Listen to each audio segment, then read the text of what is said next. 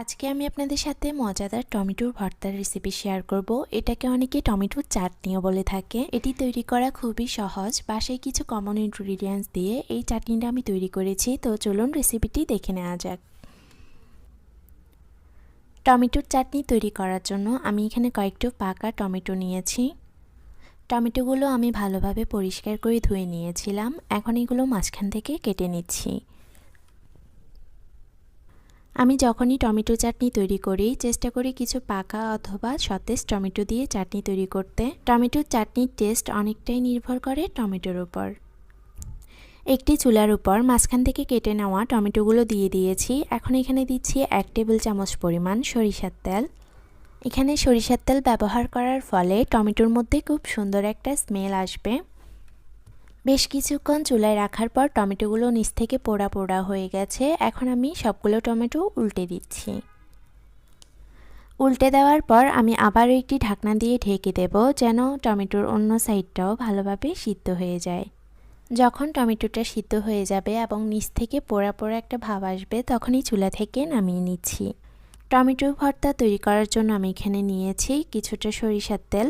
এটার কোনো পরিমাণ নেই, যার যতটুকু প্রয়োজন দিয়ে দিবেন। তারপর নিয়েছি কিছুটা পেঁয়াজ, ধনিয়া পাতা, কাঁচামরিচ। এখন সব কিছু একসাথে মেখে নিচ্ছি। মাখিয়ে নেওয়ার আগে আমি এখানে কিছুটা লবণ দিয়ে দিচ্ছি। এখানে দিচ্ছি 1 চা চামচের 3 ভাগের 1 ভাগ পরিমাণ লবণ। পরিমাণ মতো সরিষার তেল দিয়ে সব কিছু একসাথে মাখিয়ে নিচ্ছি।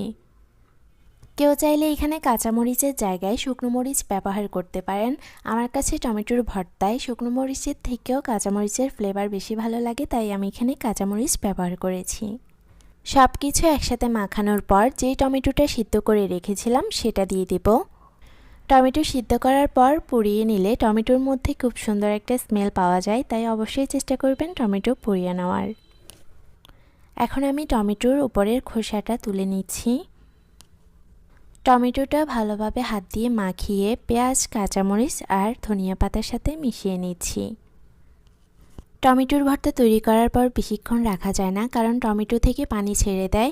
তাই বানানোর কিছুক্ষণের মধ্যেই ভাত অথবা পোলাও যে কোনো কিছুর সাথে পরিবেশন করে নেবেন। এভাবে টমেটোর ভর্তা অথবা টমেটোর চাটনি তৈরি করার পর রং এবং স্বাদ দুইটিই বজায় থাকে। চেষ্টা করেছি সবচেয়ে সহজ পদ্ধতিতে টমেটোর চাটনি অথবা টমেটোর ভর্তার রেসিপি আপনাদের সাথে শেয়ার করতে।